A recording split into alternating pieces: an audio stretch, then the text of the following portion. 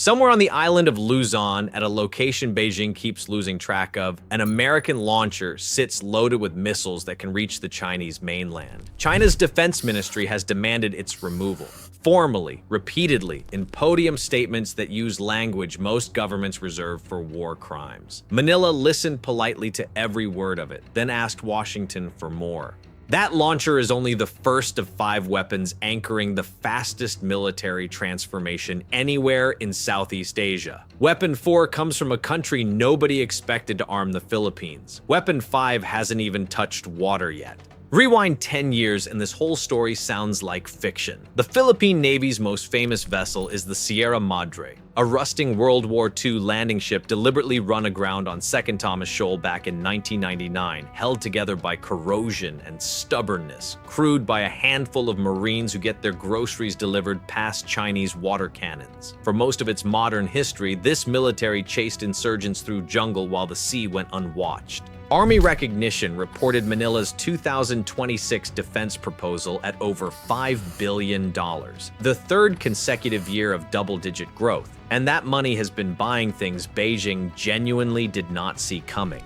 Now, honesty requires a detour. This is also the country where congressional hearings recently uncovered billions of pesos spent on flood control projects that turned out to be largely imaginary. The floods arrived on schedule. The walls did not. Investigators found ghost projects, padded contracts, and at least one seawall whose main structural material appears to have been optimism. Anyone who has actually visited will tell you the Filipino people deserve far better than their procurement offices. A stranger in Manila will feed you dinner, adopt you into the family group chat, and by 3 in the morning you'll be duetting Sinatra at a karaoke machine whether you agree to this or not. That same stranger dealing with a government window the next day will age a decade waiting for one rubber stamp. And before anyone writes the country off, consider one number. Filipino sailors make up the largest share of the world's merchant crews of any nation. The global economy floats on Filipino seamanship. This nation produces mariners the way Texas produces quarterbacks.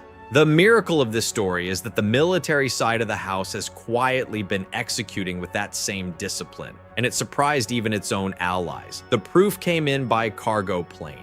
April 2024, a U.S. Air Force transport touches down at Lawag in northern Luzon, and off rolls the Typhon, the Army's mid-range capability system, which is essentially a warship's Mark 41 vertical launch battery bolted onto a semi-truck. It fires the SM-6 out to several hundred kilometers. Loaded with tomahawks, its reach stretches beyond 1,600. Far enough to hold targets on the Chinese mainland at risk from Philippine soil. The Pentagon described it as a training deployment for the Balakatan exercises. Training deployments go home when the training ends. This one never left. Instead, it vanished. U.S. Indo-Pacific Command later confirmed the system had been relocated from the Lawag airfield to an undisclosed site in Luzon, which means somewhere on an island of 64,000 square kilometers, there is a truck that China desperately wants to find and cannot. Satellite analysts have been playing the world's highest stakes game of hide-and-seek ever since.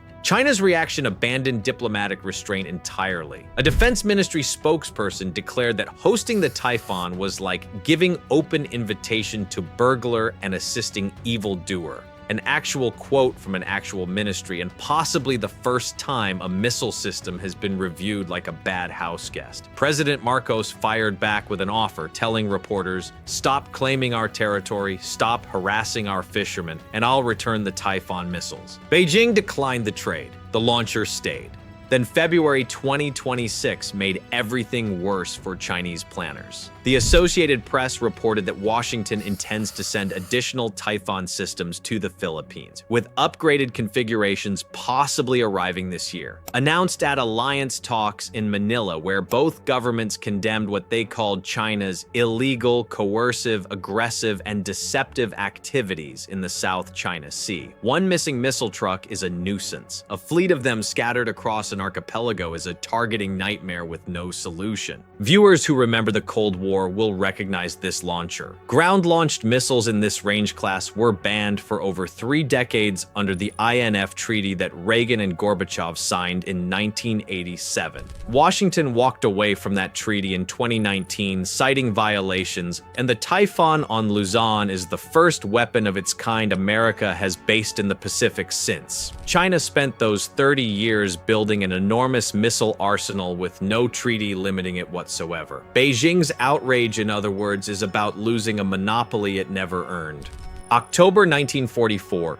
MacArthur wades ashore at Leyte and makes good on the most famous promise in Pacific history. 80 years later, the Americans came back to Philippine soil. The corncob pipe has been replaced by launch cells. The second weapon operates even closer to the fire. During Balikatan 2026, Marine C-130s flew the NMESIS anti-ship system into Batanes, a windswept province of about 20,000 people sitting 100 miles south of Taiwan per Reuters. Its capital, Basco, is closer to the Taiwanese mainland than to Luzon proper, and its airport has exactly the kind of short, lonely runway this system was designed around.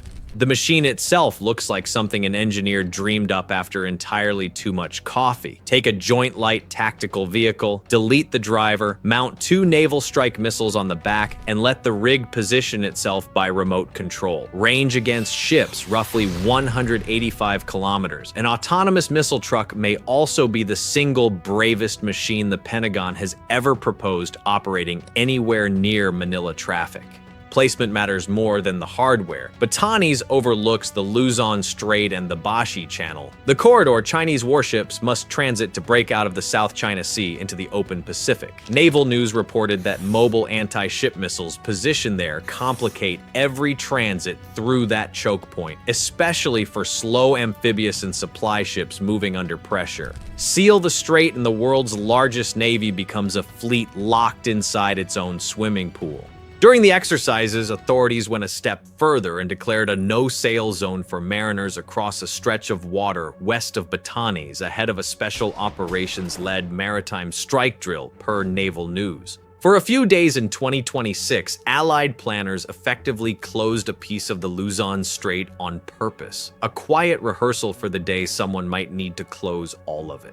Reuters noted the launchers were pulled out when the war games ended, and that detail is the doctrine, not a retreat. The Typhon squats permanently and hides. NMESIS practices arriving loudly and vanishing before anyone organizes a response. By June, Philippine and U.S. Marines were rehearsing NMESIS strikes under MADIS air defense cover during Kamandag 10 at Calayan, according to U.S. defense media. Beijing now has to plan around weapons that might be on any of 7,000 islands next week or on none of them. Both systems share a single weakness: American paint. Skeptics in Manila's comment sections love pointing out that borrowed deterrence fits neatly back inside a C-130. Fair until you meet the weapon nobody can take home. January 2022, the Philippines signed a $375 million contract with India for the BrahMos, a supersonic anti-ship cruise missile that arrives at Mach 2.8, giving a targeted warship roughly 1 minute between radar detection and a catastrophically bad afternoon. Reuters covered it as India's first major missile export in history, which means 2 of Asia's democracies essentially shook hands over who gets to ruin Beijing's naval math. Getting it there became a saga of its own. The first battery crossed the ocean in April 2024 aboard Indian Air Force heavy transports on a non-stop 6-hour haul. The second battery came by ship a year later, and Filipino crews immediately went into live fire training with Indian instructors. Defense Security Asia reports the third and final battery scheduled for early 2026, completing a full coastal missile regiment for the Marine Corps. Until delivery is confirmed on camera, treat that last battery as inbound rather than installed. Last November, the Marines finally showed their hand, parading the complete first battery at their 75th anniversary in Zambales province. Pull up a map and the message writes itself. From Zambales, BrahMos coverage reaches Scarborough Shoal, the exact feature China wrestled away from the Philippines in 2012. This weapon isn't aimed at an abstraction. It is aimed at a grievance, and everyone in the region can read the address. India, sensing a very satisfied customer, has since offered the extended range version, 400 kilometers of reach instead of 290 per Defense Security Asia. In the missile business, sequels only ever get longer.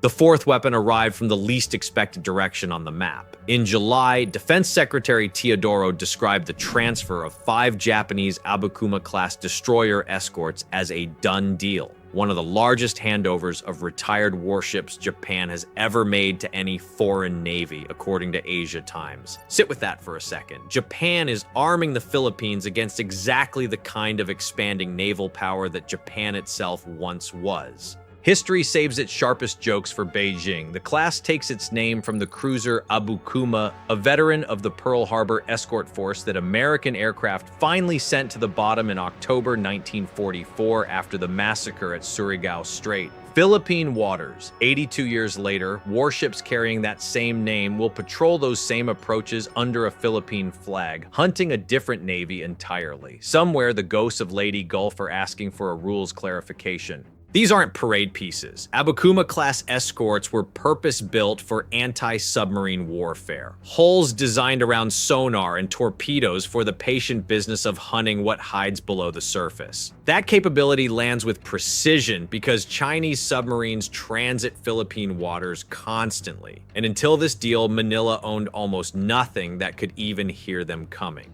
The listening problem cuts in both directions, and the fifth weapon fixes the other half. Under the Horizon 3 program approved in 2024, the government has fenced off 80 to 110 billion pesos, up to nearly $2 billion, for the country's first 2 submarines, along with basing, training, and the whole maintenance ecosystem needed to keep boats alive underwater. France's naval group is pushing its Scorpion class. South Korea's Hanwha pitched the KSS-3 directly to President Marcos. No contract is signed yet, so file this one as a loaded gun still sitting in the shop window. But the money is real and the shortlist is short. The day a Philippine submarine first slips underwater, every Chinese patrol calculation in the West Philippine Sea gets rewritten.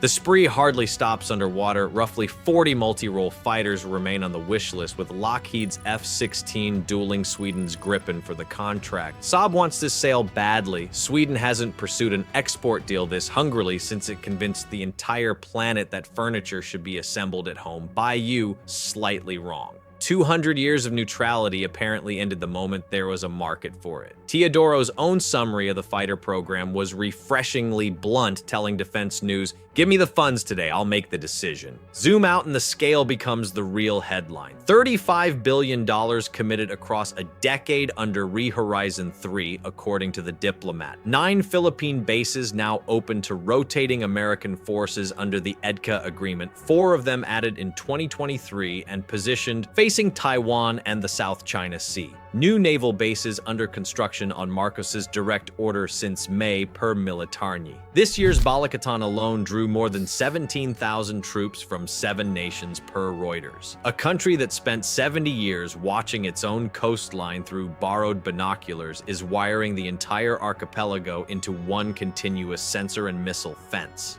July carried an anniversary worth remembering. 10 years ago, an international tribunal ruled China's sweeping claims in these waters legally void. Beijing ignored the verdict then and ignores it now. What changed is that the country holding the winning ruling finally holds hardware behind it. And the Marcos trade offer is still technically on the table. End the harassment, and the Typhon flies home tomorrow. Every month Beijing has chosen pressure instead. The price has compounded. More launchers, more allies, more steel pointed west. Deterrence is a language, and Manila just became fluent. New systems cross into the Indo-Pacific every single month, and we track every shipment that matters. Subscribe to War Vault so the next reveal doesn't slip past you.